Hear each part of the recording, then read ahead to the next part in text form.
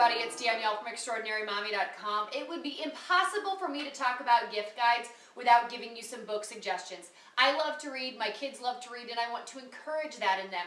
So hopefully I can give you some suggestions for great books you can put under the tree. I hope you have a pen and paper handy because I've got some great options for you. More than a dozen different books that I think your kids might just love as much as mine do.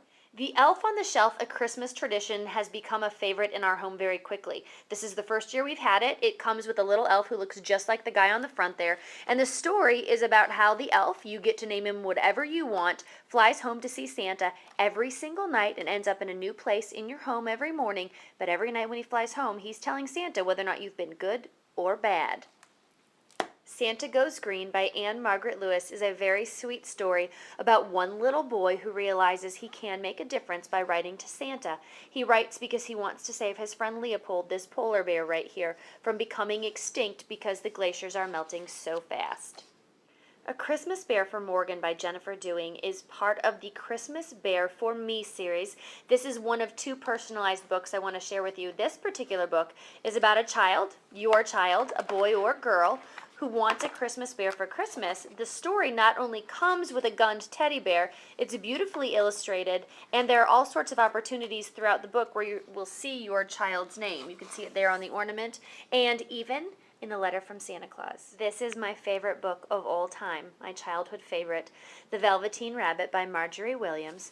This is the story of a little boy who loves a toy so much that it becomes real.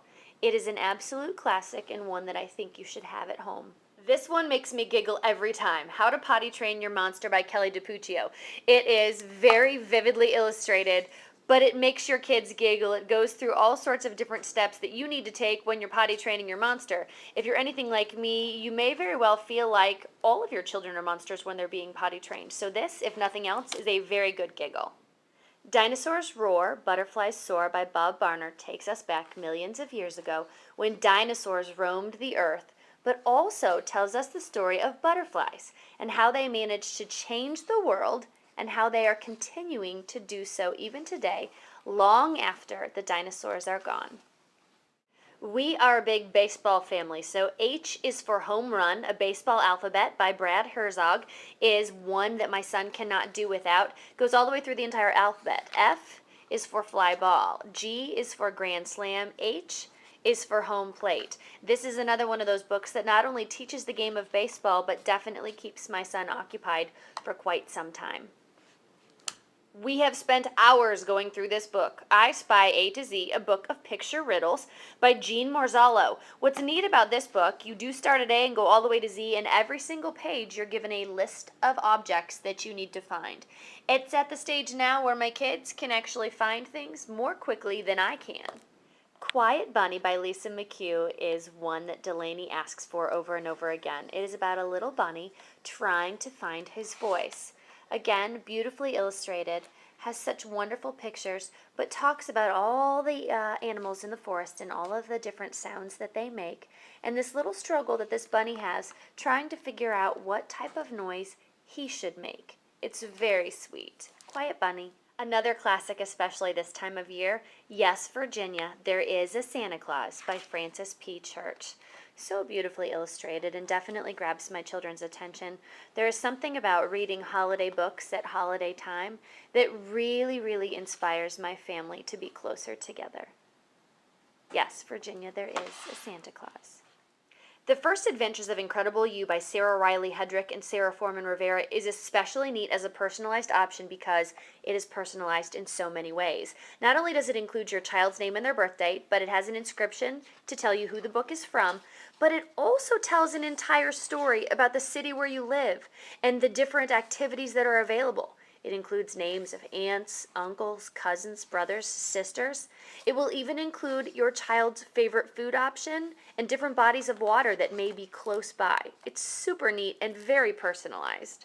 A Different Kind of Hero was written by Leah Beth Evans. She was inspired to write this book when she was only in 4th grade and she had learned about the rainforest.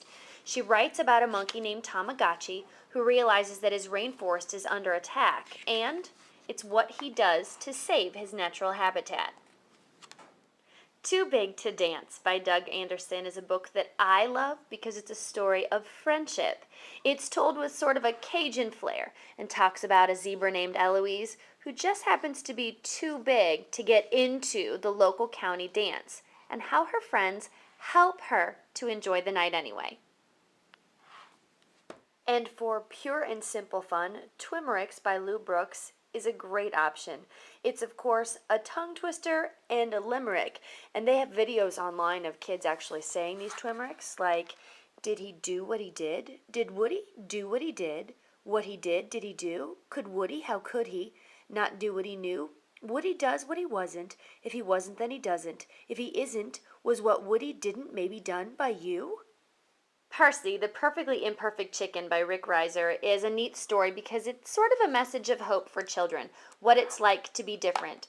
It is wonderfully illustrated, and what's neat about this story is Rick Reiser actually went to a website called fastpencil.com to write the story and then to find an illustrator online who would bring this story to life. Fancy Nancy is one of my favorites, and this particular book is her favorite fancy words. The book is by Jane O'Connor. There is of course an entire series, but I love this story because of what it does for your vocabulary. A through Z gives you new words for your child to learn, and they are of course fancy words: excursion and fiasco, improvise, tiara, and souvenir. It's great to be able to expand your child's vocabulary while keeping their attention with a story and a character that they just can't help but love.